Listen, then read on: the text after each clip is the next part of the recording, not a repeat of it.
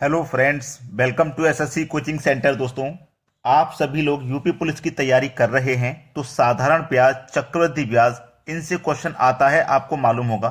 Syllabus आपने check कर लिया होगा, ठीक है। और इनके एग्जाम की डेट भी शायद क्लियर हो चुकी है। तो अभी आपको तैयारी बहुत मेहनत से करनी है, ठीक है। तो यहाँ पे मैं आपको समझाना चाहता हूँ कि कोई भी ब्याज वाला क्वेश्चन हो उसे आप छोड़ नहीं सकते। यूपी पुलिस में ब्याज के क्वेश्चन आते हैं, पूरे पूरे चैप्टर आपको पढ़ने पड़ेंगे, ठीक है। चलिए स्टार्ट करते हैं। पहला क्वेश्चन, साधारण ब्याज के क्वेश्चन करा रहा हूं इस वीडियो में। अब मैं आपको एक चीज क्लियर करा देता हूं। देखिए, आप लोग यूपी पुलिस की तैयारी कर रहे हैं, यूपीपी, ठीक है, या फिर कर रहे हैं आप दिल्ली पुलिस की तैयारी, ठीक है, या फिर आप कर रहे हो एसएससी की तैयारी, आप कर रहे हो यूपीएससी की तैयारी, ठीक है, यूपीएससी की तैयारी। मैं जो भी क्वेश्चन कराता हूं सभी के लिए इंपॉर्टेंट होते हैं, ठीक है। और यहां पे एक टेट, जो बच्चे टेट के लिए तैयारी करते हैं उनके लिए तो खास क्लास रहती है हमारे यहां, बिल्कुल खास क्लास, ठीक है।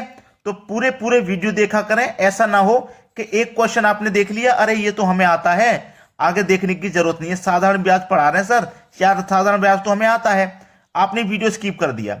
वीडियो में जो अंदर क्वेश्चन रहते हैं शायद हो सकता है आपसे नहीं बन पाते हो।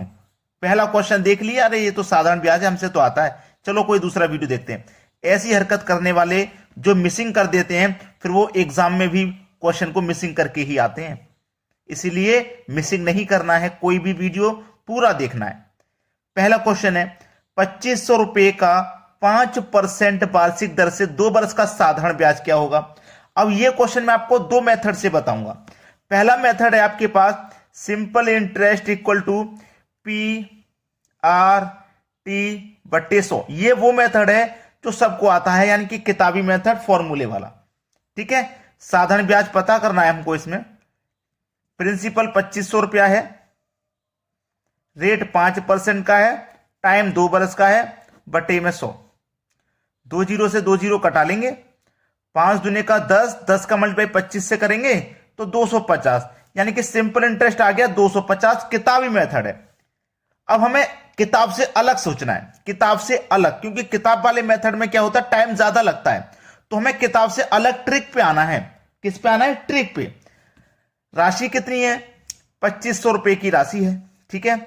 1 साल का रेट 5% है तो 2 साल का कितना होगा? 10% नहीं हो जाएगा?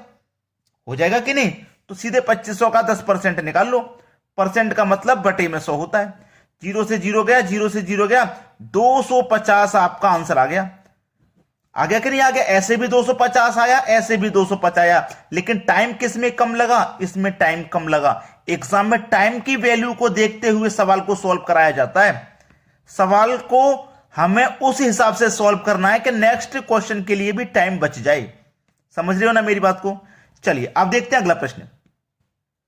अगला प्रश्न है, 6000 रुपए पर 6% वार्षिक दर से 8 माह का साधारण ब्याज ज्ञात कीजिए। फिर से मैं आपको वही बता देता हूं, simple interest P R T बट्टे 100। अब यहां पे वर्ष नहीं दिया गया है, महीना दिया गया है, ठीक है। चलिए मैं आपको क्लियर कर देता हूं कि जब आपको दिन दे दिया जाए क्वेश्चन में, दिन 73 दिन का निकालो, 365 दिन का निकालो, इस तरीके से आता है, ठीक है। जब दिन दिया जाए तो उसे वर्ष में कन्वर्ट करने के लिए 365 से डिवाइड करेंगे, और जब महीना दिया जाए, माह दिया जाए, तो इसे वर्ष में कन्वर्ट करने के लिए 12 से डिवाइड करेंगे, ठीक है। अब साधारण ब्याज निकाल लीजिए आप। प्रिंसिपल 6000 रुपया है, रेट 6% का है, टाइम 8 महीने का है, और 8 महीने को कन्वर्ट करने के लिए 12 से डिवाइड करते हैं, और पूरे का बटा क्या होता है आपका? 100 होता है। क्लियर है ना? बस सवाल हो गया खत्म। 6 से 12 कट जाएगा 2 बार में, 2 से 8 कट जाएगा 4 बार में, 2 जीरो से 2 जीरो कट जाएगा, 6 चौके 24 और 1 ये जीरो, यानी कि 240 है सवाल का आंसर, जो कि हमारे सी ऑप्शन में दिया गया। हो गया कि नहीं हो गया? आसानी से। जिन बच्चों से महीने वाले या दिन वाले क्वेश्चन सॉल्व नहीं होते हैं वो आसानी से कर पाएंगे। अब चलिए अब देखते हैं अगला सवाल।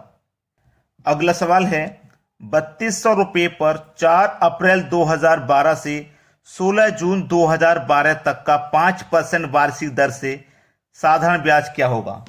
बहुत अच्छा सवाल है। ठीक है, अब यहां पे सवाल क्या है, 4 अप्रैल से है और 16 जून तक का पूछ रहा है। ठीक है, चलो पहली बात तो ये कि 4 अप्रैल को पैसे उधार लिए गए हैं।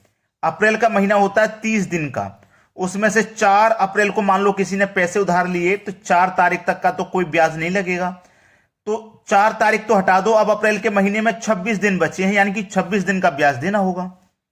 तो अप्रैल के बाद कौन सा महीना आएगा, मई, और मई के बाद कौन सा महीना आएगा, जून। ठीक है, अप्रैल में कितने महीने का ब्याज देना है, 26 दिन का ब्याज देना है। मई में पूरा 31 दिन का देना है। उसके बाद जून में वो 16 जून तक की उसने बात कही है, तो 16 जून तक का ब्याज देना है। 26, 31 और 16 मिलाकर के हो गया 73 दिन, यानी कि टोटल 73 दिन का ब्याज देना है। हो गया सवाल खत्म। साधारण ब्याज पूछ रहा है ना, सिंपल इंटरेस्ट बराबर PRT/100, यही तो है। चलिए, सिंपल इंटरेस्ट बराबर प्रिंसिपल आपका 3200 रुपये है, रेट आपका कितना है, 5% का है, और टाइम है 73 दिन का। तो मैंने आपको बताया था कि दिन को वर्ष में कन्वर्ट करने के लिए 365 से डिवाइड करते हैं, और फॉर्मूले में पूरे का बट्टा 100 होता है। तो 2 जीरो से आपके ये 2 जीरो कट गए, 73 से 365 पूरा 5 बार में कट जाएगा, और 5 से ये 5 भी कट गया, तो आपके पास केवल 32 बचा, यानी कि सिंपल इंटरेस्ट कितना है, 32 रुपए है। यही है सवाल का आंसर, पहला ऑप्शन। क्लियर हो गया सभी को, आसानी से कर पाओगे इन सवालों को। अब चलिए अब देखते हैं अगला सवाल। अगला सवाल है, किसी धन का साधारण ब्याज की 8% वार्षिक दर से 3 वर्ष का मिश्र धन 6,944 रुपए है, तो मूलधन ज्ञात करें। देखिएगा, बहुत ही अच्छा सवाल मैं आपको समझा दे रहा हूं। यहां पे जो प्रश्न है वो ये है कि 3 वर्ष बाद राशि इतनी हो गई 8% के रेट से, लेकिन राशि कितनी थी वो पता करना है। 1 साल का रेट 8% है, देखो 1 साल का रेट 8%, दूसरी साल का भी रेट 8%, और तीसरी साल का भी रेट 8% लगेगा। तो 3 साल में कितना हो गया, 8, 8 दूनी का 16, 8 त्रिक का 24, यानी कि 3 साल में 24% रेट लग रहा है। 24% लग रहा है ना। अब कोई राशि हमारी इतनी हो गई, यानी कि जो राशि अपने आप में होगी वो 100% होगी।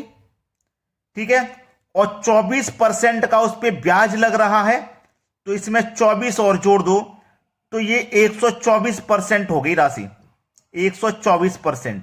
यानी कि ये जो राशि है, ये जो मान है हमारा 124% का है। 124% का मान है हमारा 6,944। हमें 100% का निकालना है, क्योंकि मूलधन क्या होता है, 100%। तो हमें 100% का निकालना है। कैसे निकालेंगे, इस 6,944 में 124 से डिवाइड कर देंगे।